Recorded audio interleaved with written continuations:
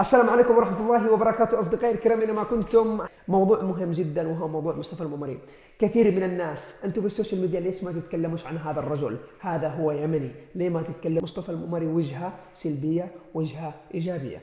أكثر الناس عرفت اليمنيين من بعد مصطفى المؤمري ومقاطع مصطفى المؤمري الكوميدية. مصطفى المؤمري قلبه طيب، يسب، صح يسب، سب المملكة العربية السعودية، سبهم إلين السماء، تشوفوهم يضحكوا. وانتم قال كلمة بحقكم يا الحوثيين، كلمة واحدة أخذتوا ليش؟ ليش؟ مقاطع مصطفى المؤمري في كل بيت، مركبة في كل مقاطع، كل مقطع أشوفه في السوشيال ميديا أشوف مصطفى المؤمري مركبين مقاطعه. لماذا تسجنون كلمة الحق؟ مصطفى المؤمري يتكلم بكل قلب يمني. اليمني اللي ما يقدرش يتكلم مصطفى المؤمري بشعب اليمن كامل، والله العظيم. مصطفى المؤمري شعبيته أكثر من شعبيتكم، أكثر من شعبية الحوضة، أكثر من شعبية المقاومة، أكثر من شعبية الإصلاح، المؤتمر، الحكومة اليمنية. مصطفى المؤمري الشعبية حقه أكثر منكم. مصطفى المؤمري لو ترشح لرئاسة الجمهورية أعتقد 100% حيفوز، لأنه يتكلم من قلب محروق، يتكلم بقلب كل يمني. نحن مغتربين برا البلد، أوكي؟ ممكن نحن كلمتنا ما نوصلهاش بإحساس لكم مثل ما يوصلها مصطفى المؤمري. لماذا تسجنونه؟ ليش؟ هو المجموعة اللي جنبه، ليش؟ عشان مصطفى المؤمري أرعبكم، شخص واحد أرعبكم، يعني تحالف يقصفكم ليل ونهار، مش قادرين تحركوا ساكن.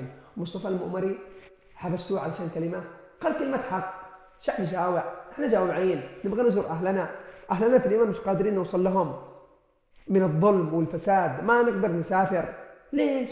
هذه بلدنا، يعني في بلدنا نتكلم كلمة تسجنونا؟ لا، ما يصير. نحن نتكلم، الحين أنا أتكلم حيقولوا بطلك من السياسة. هذه ليس سياسة، أنا أتكلم بلسان مظلوم، أتكلم بلسان مغترب، أبغى أعود لوطني، أبغى خواتي، عيال خواتي صاروا أعمارهم 15 20 سنة مش قادر أشوفهم. هذا وطننا، هذا وطننا بعثتوا فيه، أكلتوا نحن خازوق، حياتنا كلها في غربة. متى رح نعود للوطن نعيش ونحس بالأمان؟ والله العظيم يا شباب نحن تعبنا في الغربة، ما حد بيحس فيك. الحين اللي حيقول لك انت في اوروبا مرتاح، ما بنقول لك اننا مرتاح، هنا بس مجرد جسد، الروح موجود في بلدي. لا تصدق انه انا متجنس واخذت الجنسيه الهولنديه خلاص انا مرتاح، بالعكس الانتماء للوطن ليس لهذا الوطن، هذا مجرد اوراق.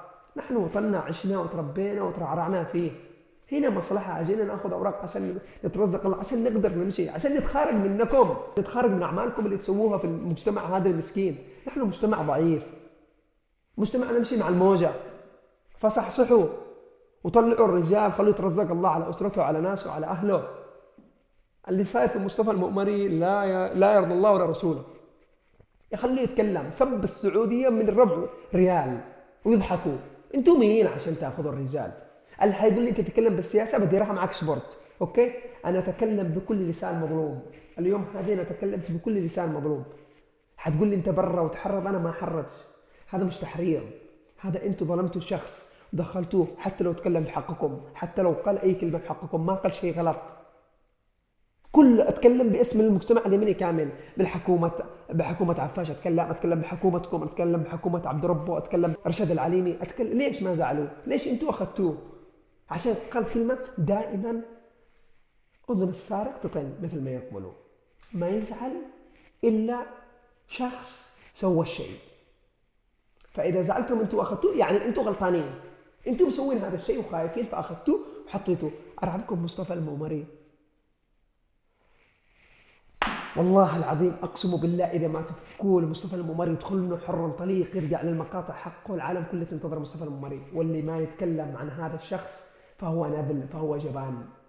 انا عارف البعض لا يستطيع ان يتحدث ولا يستطيع ان يتكلم بموضوع مصطفى المؤمري لانه موجود في اليمن وخايف حيدخل جوا، معروف، انا مقدر وضعك، بس يلي برا اليمن تكلموا. لابد من يوم الظلم يزال، صدقوني. نحن مغتربين برا عن اهلنا عن ناسنا، هذا القلب يوجعنا. ابغى ازور اهلي، اصدقائي كبروا تزوجوا ونحن قاعدين في الغربه. حرام، وصلنا لمرحله خلاص. شوف وين ما شاء الله المملكه العربيه السعوديه صايره فين ونحن لا تحت. ليش؟ اقتدوا في المملكه العربيه السعوديه من نظام وقانون وحقوق المواطنين. شوف السعودي كيف عايش، شو رجعنا لين قبل لين 50، لا 50 عام ايام 50 كان الناس عايشه احسن من الحين. في عام 50 الناس عايشه احسن من الحين. لا تخزوا بين احنا خوازيق خوازيق خوازيق، يكفي ذبحتونا. اقسم بالله العظيم اذا بتفتحوا مصطفى الممري من بالله لديره معاكم صبرت وربنا يعلم. هذا اخر قرار، خلاص ملينا. كرهتوا لنا في بلدنا اللي نحبها ندافع عنها ونمثلها في اجمل صوره في العالم، في قاره اوروبا، في قاره امريكا، في قاره اسيا. نتحدث باسم اليمن بكل ود واحترام مع الناس، ونحبب اليمن نحبب الناس في اليمن، وانتم تقولوا تخربوا بلدنا. نبى نعيش داخل وطننا معززين مكرمين. الى متى نقعد كذا؟ تعبنا ونحن بغربه من دوله لدوله، من دوله لدوله، من دوله لدوله. الى متى حنقعد كذا؟ يعني ابي خلق على الرصاصه، اوكي، وانا جيت على الرصاصه. ابي خلق يبكي من صوت الرصاص، وانا خلقت وبرضه كمان وانا ابكي من صوت الرصاص بسبب صوت الرصاص والانفجارات والحرب وده، اوكي. وانا كمان ابني بيجي على صوت الرصاص. الى متى؟ 60 سنه واحنا عايشين على هذا الحال. ارتقوا شويه، تعلموا. التعليم مهم جدا. اذا لم نطلع من دائره الحرب هذه ودائرتكم هذه الخائسه، انتم المقاومه الحكومه كلكم في صدى. انا حيجي واحد يقول لي انت سياسي، انا مش سياسي، انا مواطن ضعيف كادح. قسما بالله العظيم كرفت الين بوسرت في حياتي. عارف ايش بوسرت؟ طلع لي باسور فرتي من كثر ما اكرف في حياتي. في عام 50 الناس عايشه احسن من الحين. لا تخزوا بين احنا خوازيق، يكفي ذبحتونا. اقسم بالله العظيم اذا بتفتحوا مصطفى الممري من بالله لديره معاكم صبرت وربنا يعلم. هذا اخر قرار، خلاص ملينا. كرهتوا لنا في بلدنا اللي نحبها ندافع عنها ونمثلها في اجمل صوره في العالم، في قاره اوروبا، في قاره امريكا، في قاره اسيا. نتحدث باسم اليمن بكل ود واحترام مع الناس، نحبب الناس في اليمن، وانتم تقولوا تخربوا بلدنا. نبى نعيش داخل وطننا معززين مكرمين. الى متى نقعد كذا؟ تعبنا ونحن بغربه من دوله لدوله، من دوله لدوله، من دوله لدوله. الى متى حنقعد كذا؟ يعني ابي خلق على الرصاصه، اوكي، وانا جيت على الرصاصه. ابي خلق يبكي من صوت الرصاص، وانا خلقت وبرضه كمان وانا ابكي من صوت الرصاص، وانا كمان ابني بيجي على صوت الرصاص. الى متى؟ 60 سنه واحنا عايشين على هذا الحال.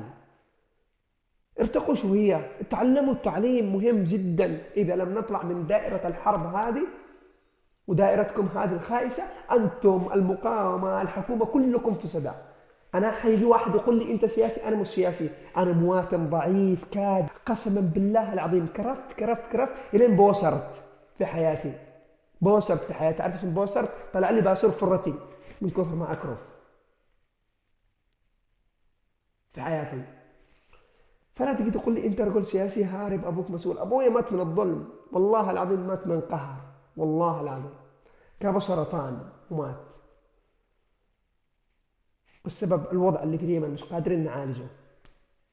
وصلنا لمرحلة اقسم بالله يرثي لها الحال في بلدنا، بلد مليء بالثروات، مليء بالنعم، مليء بالفاسدين.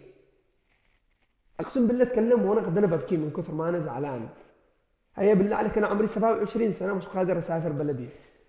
ليش يا اخي؟ لا انا سياسي ولا حق سياسه ولا ادور، نبغى لقمه عيش. فكل الرجال خليه يترزق الله.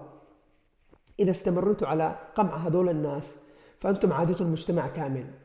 كلمتكم مصطفى الممري، اقسم بالله العظيم لو يترشح للرئاسه انه يجيبكم، والله العظيم لا يجيبكم كامل، يجيب الشعب كله. يتكلم من هنا قلبه ابيض. والله العظيم يا مصطفى الممري انك قلبك ابيض، والله العظيم. شوف الانسان الخبيث باين. انتم الخبثاء ما يخاف. تكلم بكل صراحه. لماذا تخافون؟ انتم الجبناء. ولا مصطفى الممري اقسم بالله رجل شريف، ما حط ريال واحد في بطنه حرام. اتكلم وقال كلمه حق. وكمان الثاني هذا اسمه احمد مدري مين، والثالث والرابع. ليش؟ الحين انا بكره لو رحت صنعاء يعني حتدخلوني بيت اهلي؟ ما بتلاقوا مني بالله، ما عندي حاجه. هذا ايش عنده مصطفى الممري عشان فيديو يتكلم فيه؟ والله حرام. والله حرام. انا عارف انه هذا البعض حينتقد اكرم عقلان، وليش تدخل في هذه المواضيع مالك فيها وانت كذا لا يا جماعه الخير، في شيء يجبرني اتكلم. انا مش سياسي والله العظيم، لا اعرف شيء بالسياسه، ولا في حياتي مارس السياسه، ولا معلم من اي جهات، ولا اجعلني ان شاء الله ربي لا يوفقنا في حياتي، لا عندي ولا اي شيء في مجال السياسه، ولا اعرف ولا ابغى هذا المجال ولا ادور له. انا ادور لقمه عيش كريمه، ادور السلام. انا احمل رساله جميله لكل الناس الطيبه، رساله جميله اوجهها لكم. فكوا للرجال وخلوه يترزق الله. اوكي، خلوه يترزق الله. طلعوا من اليمن اذا ما تبغونش في اليمن، طلعوا خلاص. ود انه قول له روح رحلوا، قول له دي مش بلدك، انت هنا لاجئ. اوكي خلاص، انتهت اقامتك في هذا البلد، ها ترحل، روح طلع من البلد، ولا تدخلوا سجن. واسرته هذول كمان اللي خلاص قول له انتم مرحلين. اوكي، سوي لهم خروج نهائي من البلد، قول له يلا روح عيش برا. اوكي خلاص اتفقنا. خلاص بكره تخرجوا، سوي له خروج نهائي من البلد معاكم بكره. اذا ما عندكم شيء بكره بهب لكم مقطع ثاني. اوكي، مع السلامه.